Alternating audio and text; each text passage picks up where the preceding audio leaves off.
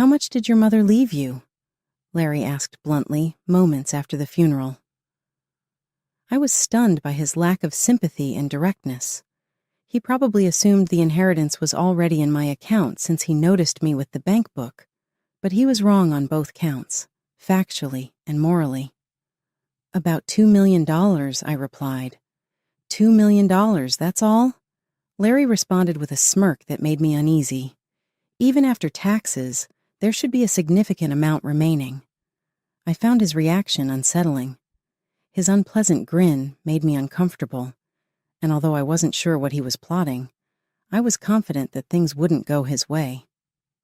The following day, Larry wasted no time putting his scheme into action, but his short-sightedness was bound to be his downfall, though he wasn't aware of it yet. My name is Sarah Taylor.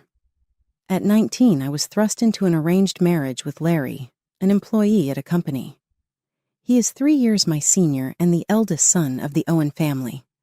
Despite being the oldest, his younger brother Frank left home after college and cut off all contact. Consequently, Larry was treated like an only child and was doted upon by my in-laws.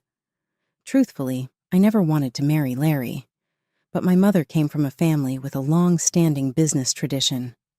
I was in no position to defy my parents' decisions, so I found myself wed to Larry.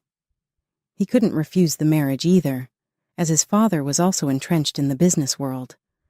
Our marriage lacked love and was far from happy.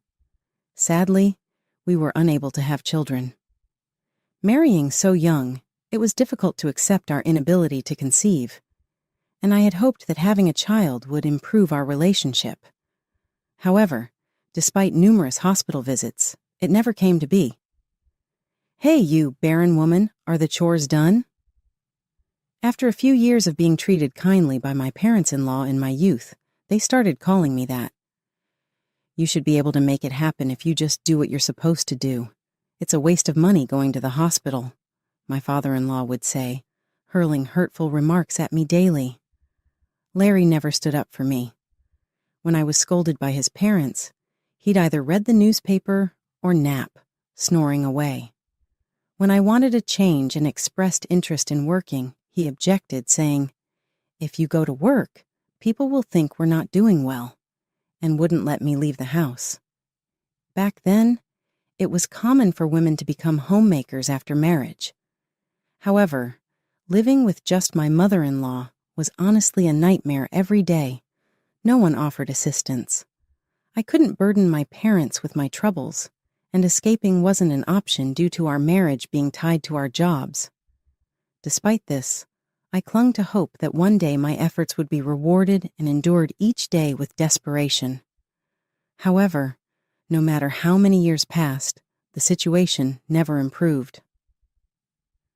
19 years after our marriage, when I turned 43, my father-in-law died in an accident. This incident revealed that his company had been evading taxes. The back taxes and fines depleted our assets, and the company went bankrupt. Although we managed to hold on to the house, we had to relinquish our comfortable lifestyle. I had assumed it would be challenging for Larry, now 45, to find a new job, but my parents helped him secure one swiftly. However, my mother-in-law became increasingly withdrawn and aged rapidly. For a while, she lacked the energy to even utter hurtful remarks to me, which was a relief. Then she suffered a stroke and required constant care. At that point, I truly abandoned any hope of ever having a child. Despite being 43 and somewhat resigned to it, this event marked a definitive turning point. Larry, as if it were expected, shifted the responsibility of caring for his mother onto me. On his days off, he lounged around just like before. "Larry, I really wish you'd help with your mother's care sometimes," I mustered the courage to tell him one day. "Even if it's just on your days off or for one meal, it would mean a lot to me." Larry frowned and replied, "I'm working, you know. I need to rest on my days off." Larry just didn't seem to grasp it. After Larry's father's company went bankrupt, my parents began to worry about me. Eventually, they said, "Come back home. But what would happen to his mother if I left? We have a caregiver who comes once a week, but I couldn't imagine affording someone every day for this household. Despite everything, I couldn't bring myself to abandon her. It just wasn't in my nature to do so. Over time, Larry began leaving the house early, even on his days off, claiming he felt uneasy staying home and relaxing. Neighbors said he started complaining. My wife won't let me relax at home on my days off. He began solo trips, while our neighbors knew his mother needed care. Despite this, he acted as if all caregiving duties fell solely on me, showing a disregard for how others perceived him. It was heartbreaking to witness his mother, who had always adored Larry, being neglected by him once she became ill. Sometimes she would lament, "It's because you're here that Larry won't come." When I responded, "Should I leave then?" she would quickly fall silent. This continued for another 19 years until the prolonged period of caregiving came to an end, with my mother-in-law passing away and reuniting with her husband. I was approaching 59 at that point. I had no affection left for Larry, but I had come to accept many things. Leaving didn't seem feasible, and it appeared likely that I would spend the remainder of my days in this house. Larry remained dedicated solely to his work, a quality that earned him recognition even after he reached retirement age. He was invited to stay on as senior staff, which has enabled me to live as I do now. We were never close as a couple, but I'm grateful for this arrangement. Our marriage was never strong, yet Larry never made any moves to force me out. Perhaps he believes it's too late for that now. He still prefers to be away from home on his days off, which has allowed me to cherish my solitude. I've recently taken up pottery as a hobby and made friends at this stage of life, finally finding joy since my marriage. However, Larry seemed bothered by this. "You're out playing while I'm working," he complained. One day, he even burned my pottery class bag in the yard. "What are you doing?" I asked angrily. "Don't waste time on strange hobbies. Just do the housework," he scolded. My pottery supplies and pouch were inside the bag, and even dousing it with water couldn't save it. It turned to ashes. I was livid. I had thought it was too late for change, but I still had a long life ahead. The thought of divorce crossed my mind, but just as I was considering it, another tragedy struck. My parents suddenly passed away. My father passed away suddenly due to an illness, and just a month after his funeral, my mother also fell ill and passed away. Everything unfolded so swiftly, and I was engulfed in grief. My brother Jack had already assumed control of my father's company, and with a large turnout at both funerals, I found myself bedridden for about a week afterward, likely due to mental exhaustion. Members from my pottery class kindly checked on me, but Larry taunted me, asking, "How long are you going to stay in bed?" He remarked, "I was tired after Mom's funeral too, but I didn't sleep that much. It must be nice to sleep all day without working." While his words may have held some truth, hearing them from a husband was deeply hurtful. The following day, I pushed myself to rise and resume my routine, realizing I could no longer afford the luxury of enjoying my hobbies. Life had pared down to essentials, yet Larry appeared content and indifferent to my feelings. Not long after my mother's funeral, I recalled the upcoming payment deadline to the funeral home and checked the bank book. Jack, preoccupied with work, had entrusted me with handling the payment. However, when Larry noticed me with the bank book, he approached with a smug grin. "So, how much did your mother leave behind?" he asked callously, stunning me with his insensitivity. He brought it up immediately after the funeral, showing no concern for my well-being. He must have assumed that the inheritance had been deposited because he saw me with the bank book, but such an assumption was unthinkable for any decent person. Monotonously, I replied, "About 2 million. "Only 2 million? He smirked unpleasantly. "Well, even after taxes, there should be hundreds of thousands left." His grin was contemptuous. I couldn't comprehend Larry's motives, but I knew things wouldn't go his way. Without uttering a word to him, I quietly stowed away the bank book following Larry's tactless comments. Suddenly, Larry spoke up, saying, "You've had a tough time. You should rest early today." It was unusual for Larry to offer kind words, but instead of comforting me, it left me feeling uneasy. Unable to bear being around him, I retired to bed early that day. However, the next day brought an unexpected turn of events. After breakfast, Larry left for work as usual, but I soon received a call informing me that he hadn't shown up. This was unprecedented, and I feared he might have been in an accident. Frantically, I tried calling Larry, but couldn't reach him. Anxiously pacing around, I entered the living room and instantly understood. On the coffee table lay a document, a divorce form already filled out by Larry. Seeing it, I thought, "No way," and checked where I had kept the bank book the previous day. As expected, the bank book was missing. "Unbelievable," I murmured to myself. It wasn't an accident. Larry had clearly vanished intentionally. I had sensed something fishy that morning in the living room. By taking those items, he must have been plotting to start a new life without me. Larry hadn't forced me out earlier because he was awaiting my parents' inheritance.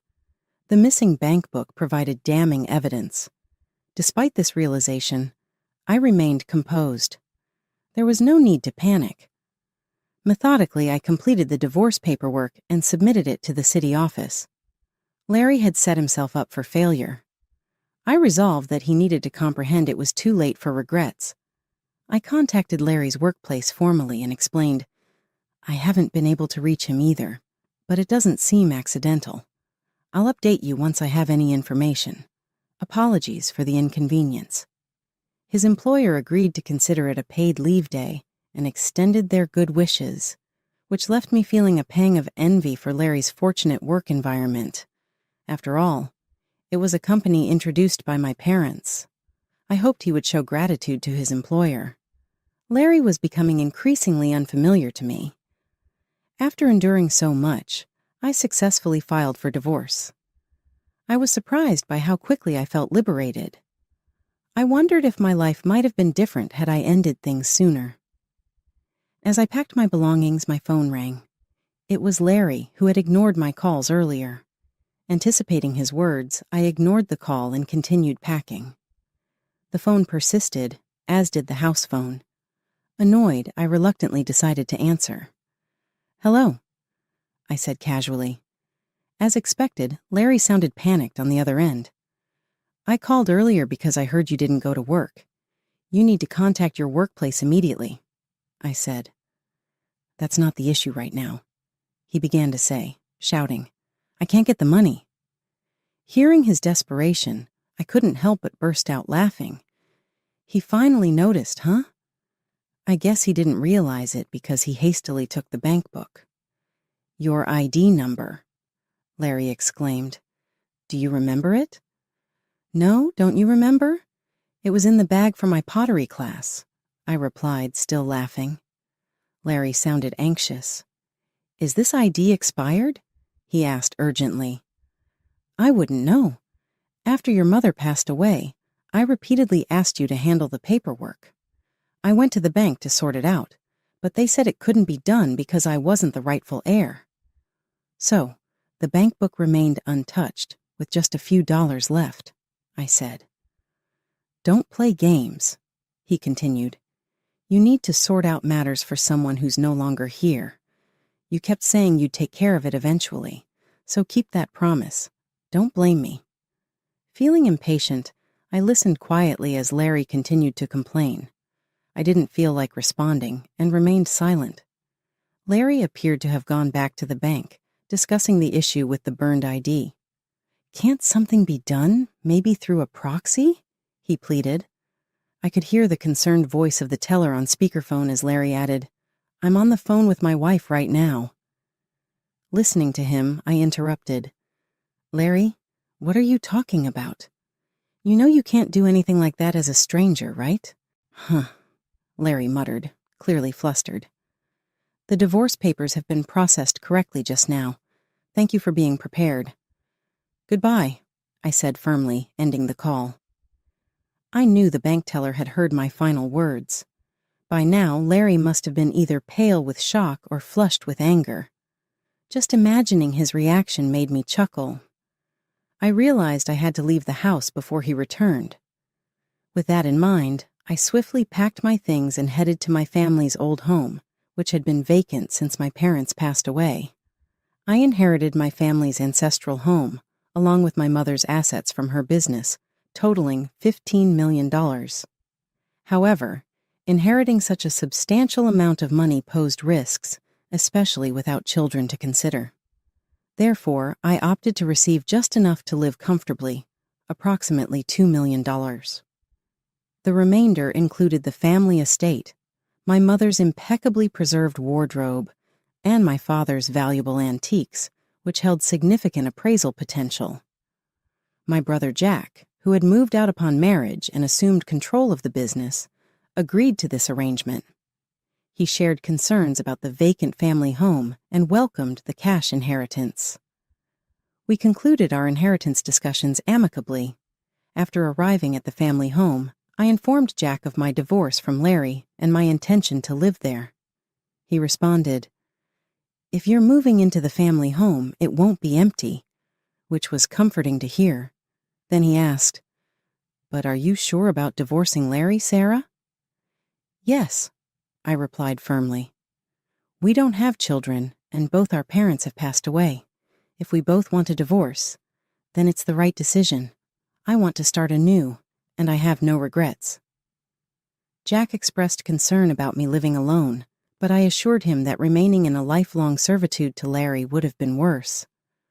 Moreover, spending my remaining years in a home filled with memories of our family, even if alone, would bring me happiness. Larry continued to call me multiple times afterward, but he never anticipated that I would be at the family home and never visited. That day, I spent it alone in peace. The house felt empty without a family, yet I felt a deep sense of relief. The following day, I mustered the energy to go and make a deposit. Retrieving the bank book from Larry was a bit of a hassle. I decided to go around 5 a.m., assuming Larry would be asleep. When I returned home and opened the front door, the smell of alcohol hit me. "Are you kidding me?" I couldn't help but grimace at the strong odor. Entering the living room, I found beer cans strewn about. My bank book lay torn and abandoned on the table. "This is awful," I thought to myself. Ripping apart someone's bank book like this, no matter how upset you are, is just wrong. I gathered the torn pieces of the bank book and stashed them in my bag along with a few clothes before returning to my family home. From there, I headed to the bank. As I approached the entrance, someone called out, "Sarah." It was Larry. He had been waiting for me. He must have noticed the bank book was missing, so I figured he anticipated my visit. "What are you doing here now?" he asked with a scoff. "Whether I come here or not is none of your business," I said firmly. "Don't say that. We've been together for so long," he replied, ignoring the finalized divorce. I brushed past him and entered the bank. Larry persisted in trying to talk to me, but I steadfastly ignored him. That's when it happened. "Brother, isn't that Sarah?" someone called out. It was Frank. "Why are you here?" Larry asked as Frank approached us. Larry and I were both surprised to see him. We hardly ever saw Frank, usually only at funerals. It had been about 43 years since I married Larry, and this was probably the third time I had met Frank. He had wanted to cut ties with the family, but his parents, concerned about their company's reputation, had persuaded him to at least show up for important family events. Since we had met at my mother-in-law's funeral a few years ago, he probably recognized us. "Ah, I'm here to handle Mom's estate. Thought I'd check the balance and keep you updated," Frank mentioned. Larry's eyes brightened, and I found myself equally surprised. I had believed there were only a few dollars left in the bank account. However, Frank revealed there were also investment trusts established long ago and safe deposit boxes rented during our father's lifetime. Frank had learned about these from our mother before her passing. She had instructed him, "If anything happens, you take charge." However, due to his busy schedule, he had only recently found the time to act. Frank glanced apologetically at both Larry and me. There was a letter in the safe deposit box, along with some jewelry. Mom stated that all her assets should go to Sarah. Frank's words surprised me, but Larry appeared even more stunned. He took a letter from his documents, its stationery familiar to me, as I had bought it for my mother-in-law. The letter explicitly stated that all the jewelry in the safety deposit box and other assets were to be inherited by me, her daughter-in-law, Sarah. I could vividly imagine my mother-in-law carefully composing it. I recalled offering her the stationery once, but she had coldly rebuffed me, saying, "It's not for you." Perhaps she had intended to write this letter back then. I gasped in surprise. "Sarah, you've been managing everything yourself, haven't you?" Frank remarked. Despite my mother-in-law's harsh words, she expressed remorse and entrusted me with handling her estate. She knew that if Larry found out, he might attempt to keep it quiet. Beside me, Larry's face flushed red, and he began to tremble. "Well, I never expected to handle any inheritance, but as the legal heir, I figured I should take care of it. It's just a matter of changing the name to Sarah, so that shouldn't be an issue for you, right, Larry?" Frank remarked casually, unaware of our divorce. Later, I was called up to the bank counter. Larry sat listlessly in the lobby, seemingly without purpose. That day, I completed the issuance of the bank book and arranged the transfer for the funeral home. "I'll be heading off now, Sarah. I'll be in touch," Frank said, leaving Larry and me at the bank. After safely returning home, Frank contacted me to explain that Larry had initially contested the validity of the letter. However, Frank managed to stop him by emphasizing, "We should honor Mom's wishes." Despite his efforts, Larry sought free legal advice from a lawyer. Although the letter didn't constitute a formal will, the lawyer advised that resolving the matter through negotiation would be more cost-effective than litigation. Larry eventually agreed to take back his claim on the investment trusts, which held little value, and reluctantly accepted inheriting the house. Finally, I formally received my mother-in-law's estate.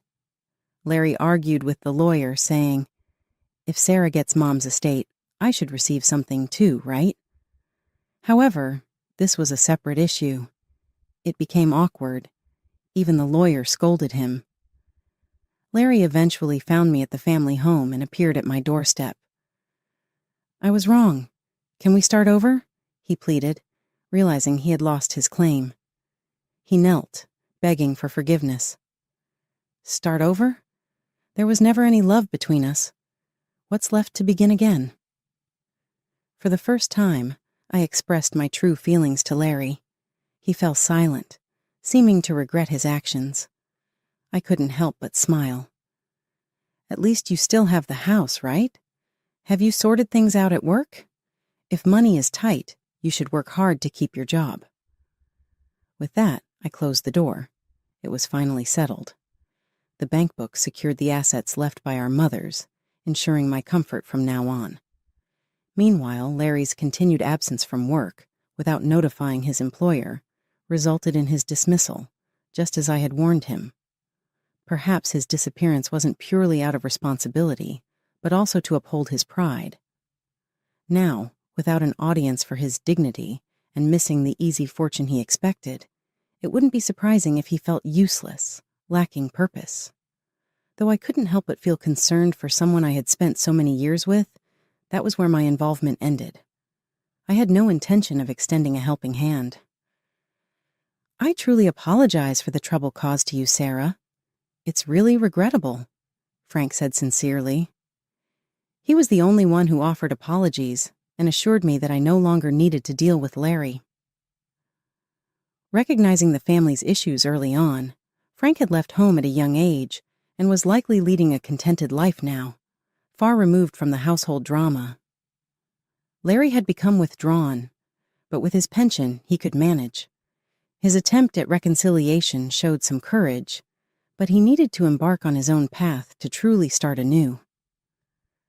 Returning to pottery classes brought me joy, and my friends warmly welcomed me back. I hadn't realized how fulfilling it could be to devote time solely to myself at the pottery studio.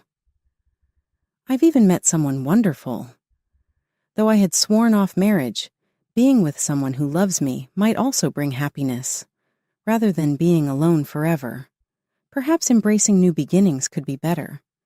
It might feel too late, but just like with the divorce, it's never too late as long as you're alive. Anyone can find happiness, no matter their age,